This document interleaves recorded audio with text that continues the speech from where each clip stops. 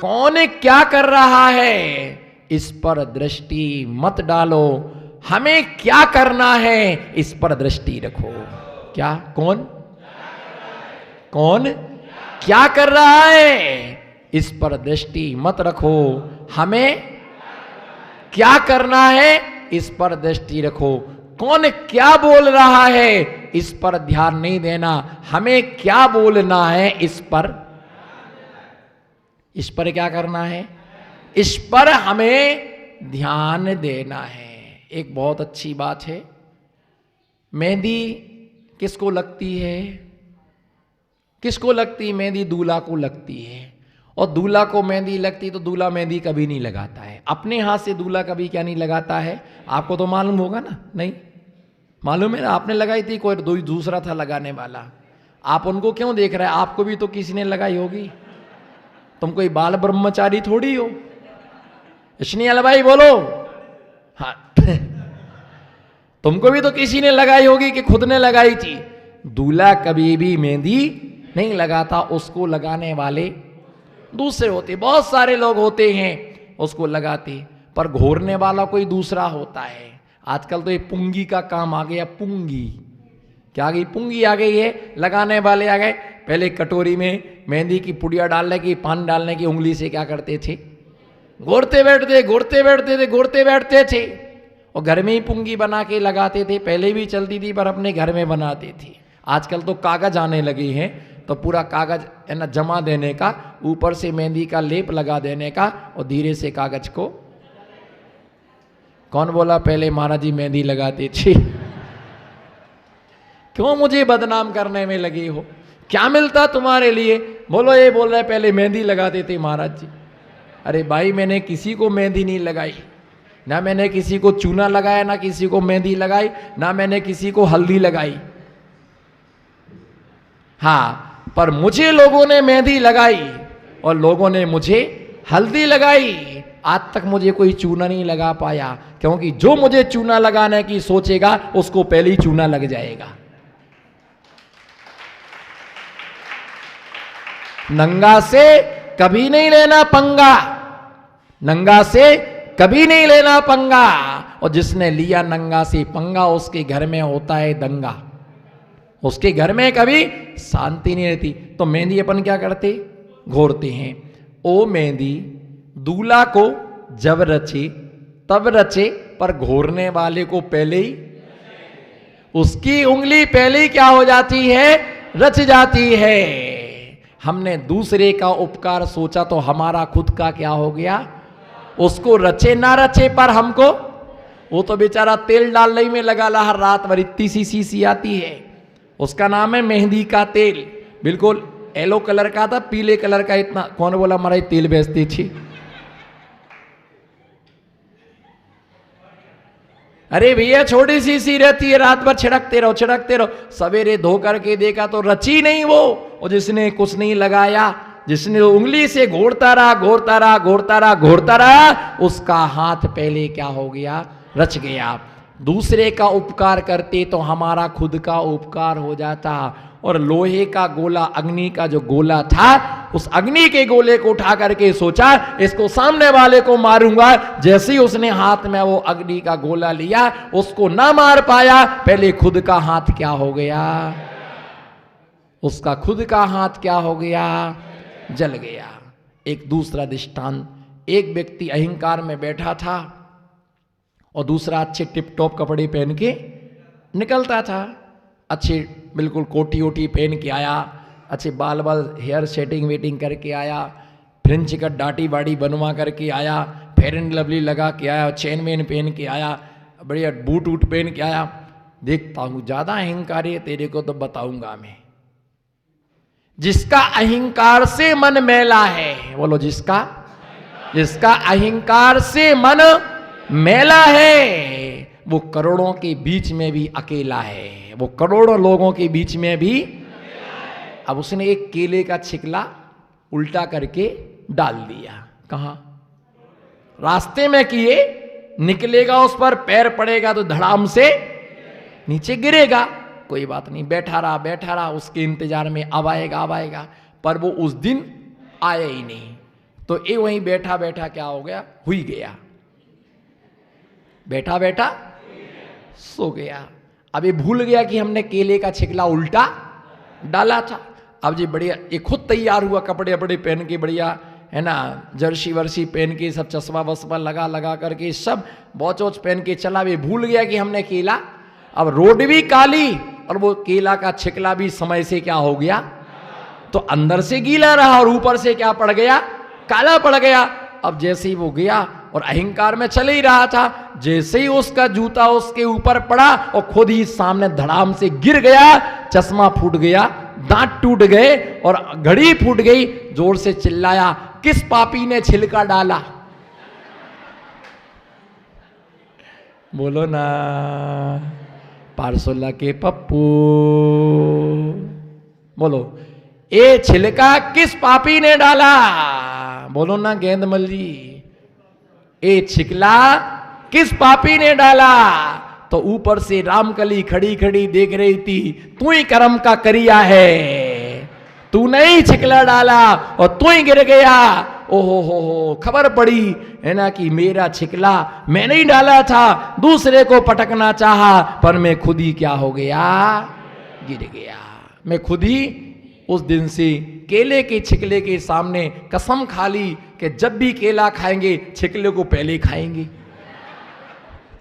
क्या जयंतीलाल जी, पहले केला खाओगे कि छिकला खाओगे?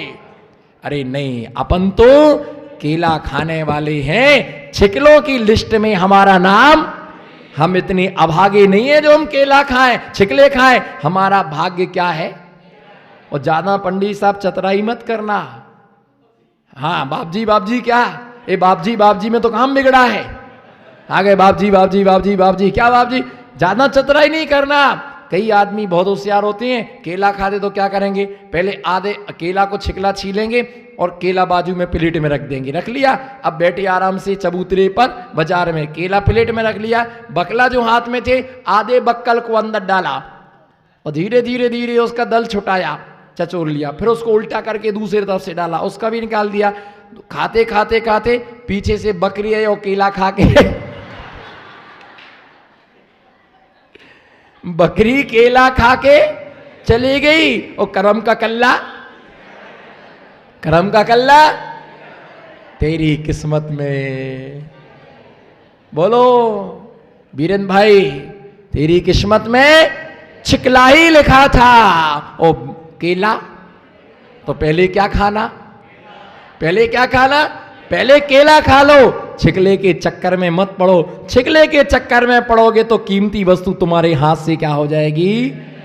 हे सीपी भैया, सीप मत संभालना, मोतियों को संभाल ले। जब तक सीप संभालोगे तो कोई मोती लेकर के चला जाएगा। इसलिए सीप को नहीं संभालना, किसको संभालना है? ऐसे शरीर को नहीं संभालना है, हमें अपनी आत्मा को क्या करना है, संभालना है। क्योंकि शरीर भगवान नहीं बनता है, आत्मा भगवान बनती है। पर शरीर के बिना भी आत्मा भगवान ना, क्योंकि दूध को तपाने से पहले हमें शरीर को तपाना पड़ता है और शरीर तपता है तो दूध अपने आप क्या होता है, तपता है। भाई साधक अपने शरीर के लिए कृष करता है और कसायों को कृष करता है, वो अंत में जाकर के निर्मल परिणामों से साधना करता है। हम अगले श्लोक को देखेंगे 128 नंबर का। भाई साधक अंत समय में कल चारों प्रकार के अन्न जल का त्याग करा दिया गया था, सब आहार का और क्रम से कैसे आहार को त्याग करता है, नियम संलेखना, उसके साथ में यम संलेखना और भावना, ये भावना के समाधि पूर्वक हमारा मरण हो। बच्चों को हमेशा कहते रहो वृद्धावस्था आने पर कि भैया कुछ भी हमें बीमारी हो जाए अस्पताल मत ले जाना, दवाइयाँ मत खिलाना, जो हमारा व्रत पल रहा उसको तुम पलवाना, जैसे हमने तुमको पाला तुम हमारे व्रतों को क्या करवाना। रात्रि के भोजन का नियम ना टूटे, रात्रि पानी का त्याग है, मत पिलाना, दवाइयाँ मत खिलाना। अब जी करके भी क्या, बोलो, अब जी करके भी क्या करना है, अब थोड़ी सा जीवन बचा हुआ है भैया, समाधि पूर्वक। और ये अगर हमारे घर में हमारे दादा, हमारे पिता, हमारी माँ, अगर किसी की समाधि होती है, वो सारा परिवार क्या हो जाता है, धन्य हो जाता है। मरना तो कहीं भी है, बोलो मरना तो। तुम ये मत सोचो लोग क्या कहेंगे। लोगों को तो ठेका ही लिया है कहने का, है ना। लोग खुद को नहीं संभालते हैं, दूसरों को संभालने की चेष्टा करते। भैया कहने दो, दवाई नहीं करवाई, अस्पताल नहीं ले गए, पैसा बचा लिया, है ना, जबरदस्ती मार दिया। लोग तो ऐसे ही हैं, लोगों को तो चर्चा का विषय चाहिए। क्या? लोगों को चर्चा का। पर ये कोई नहीं कहेगा कि भैया देखो कितना अच्छा रहा, गुरु के चरणों में लेकर के चले गए, पंच नमस्कार मंत्र सुनते सुनते रात्रि भोजन का त्याग, आलू का सब वस्त्रों का त्याग करके समाधि पूर्वक क्या कर लिया। और जिस समाधि होती है उनको परिवार को कभी भी सूतक नहीं लगता है। घर का त्याग कर देने के बाद उनके परिवार को कभी भी सूतक नहीं लगता है।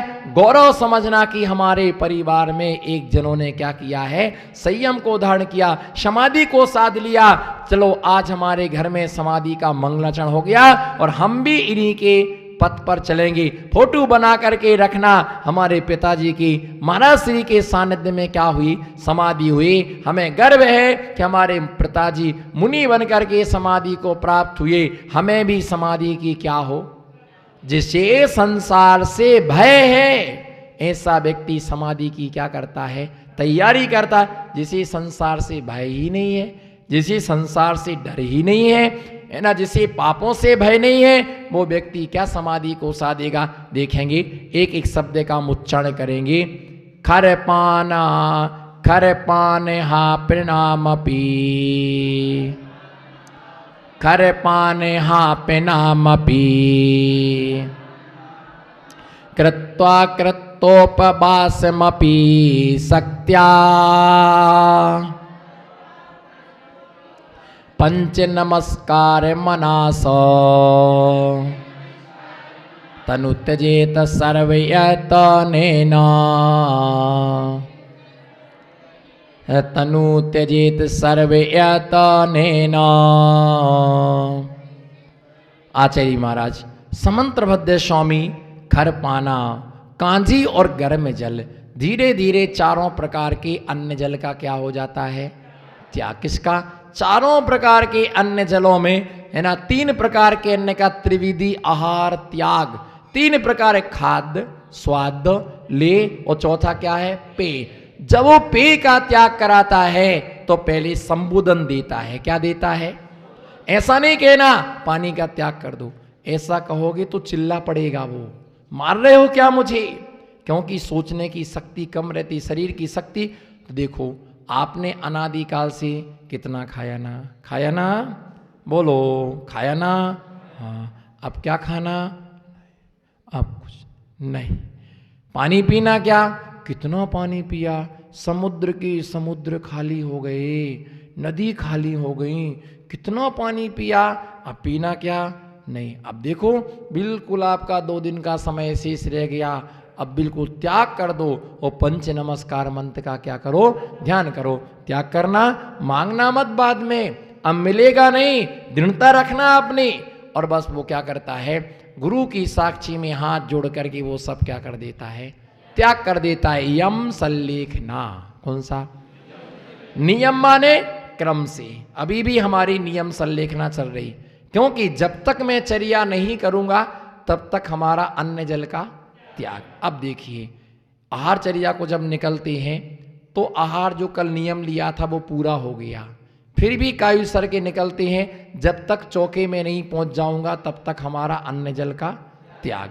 अब वहां अंजलि खुलती है, कभी कभी किस चीजों पर गौर किया करो, पूछने का पुरुषार्थ किया करो, पूछोगे तो तुम्हें ज्ञान बनेगा। उसके बाद फिर कायु सर्ग करते हैं, आहार प्रत्याख्यान निष्ठापन। जैसी अंजलि बना के खड़े होते हैं, खड़े होने को तैयार होते, त्याग, फिर खड़े होते हैं। जब आहार शुरू करते हैं तो उससे पहले भी एक कायु सर्ग करते हैं, खड़े खड़े भी एक कायु, बैठ के तो एक कायु सर्ग करते हैं, खड़े होकर के एक कायु सर्ग करते हैं। अब में आहार बैठे थे, खड़े होने के लिए तक त्याग कर दिया, क्या मालूम अंतिम सांस इसी में आ जाए। अंतिम सांस इसी तो खड़े होकर के भी क्या करते हैं, एक कायुसर करते हैं, अब मैं आहार प्रारंभ कर रहा इतनी। और जब आहार कर लेते हैं तो आहार के बाद तुरंत ही आहार प्रत्याख्यान प्रतिष्ठापन चारों प्रकार के अन्न जल का त्याग कर देते हैं। उसके बाद गुरु की साक्षी में आते हैं, तो गुरु की साक्षी में आहार का त्याग करते। जब तक शिष्य आहार करने के बाद, सुनो ध्यान से श्रोतागण, जब तक शिष्य, नमो सिद्धाड़म, जब तक शिष्य आहार करने के बाद गुरु का दर्शन नहीं कर लेता है, जब तक आहार करके वापस नहीं आया और गुरु का दर्शन नहीं हो गया, तब तक वो शिष्य अशुद्ध होता है। क्योंकि कुछ पाप ऐसे होते हैं जो गुरु भक्ति से ही धुलते हैं, जो गुरु भक्ति से ही क्या होते हैं, धुलते हैं।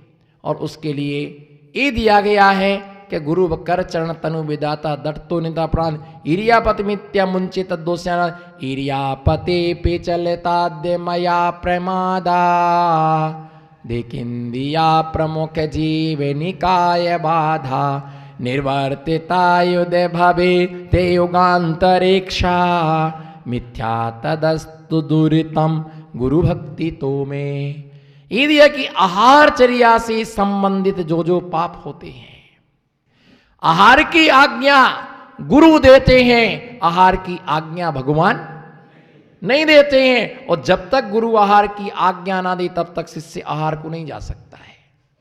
उनको पूछना पड़ता है कि आहार प्रत्याख्यान निष्ठापन, और वो ऐसा करते ठीक। रात्रि में शयन करता है, सोने से पहले आज्ञा लेता है कि मैं शयन करना चाहता हूं, जाइए। उठने के तुरंत बाद हाथ मुंह धो करके वो 3:30-4 बजे पहले सर्वप्रथम गुरु के दर्शन करता है। उसके बाद दूसरा कार्य प्रारंभ होता है। ये हमारे अंडरग्राउंड व्यवस्था है, ये तुम्हें नहीं मालूम, ये अंदर की व्यवस्था है। निर्यापकाचार उसे समझाता है कि तुम चारों प्रकार के अन्न जल का त्याग, गर्म पानी रखता है, छाछ रखता है, उसका त्याग करा के यथाशक्ति उपवास को क्या कराता है। आज तुमको उपवास करना है, आज तुमको उपवास करना है। हमारे साथ में वयोवृद्ध छपक राज 95 साल की उम्र से संयुक्त शुल्लक उपयोग सागर जी थे। मेरा शाकबाड़ा में प्रवेश हुआ, पटवारी साहब शाकबाड़ा में प्रवेश हुआ, तो उसके बाद में मेरा उपवास था। दूसरे जब मेरा आहार हुआ तो मैंने उनसे कहा कि तुम मेरे साथ चलो। तो छटको उनका हमारे साथ में आहार हुआ। आहार के बाद जब वो आए तो मैंने उनको कहा कल आपको उपवास करना है। सप्तमी थी, मैंने कहा आपको उपवास करना है। मेरा भी उपवास था, मैंने कहा मेरा भी उपवास रहेगा, आपको भी उपवास करना है। तो मेरे को बोलते कि नहीं मैं कल उपवास नहीं करूंगा, मैं अष्टमी को उपवास करूंगा।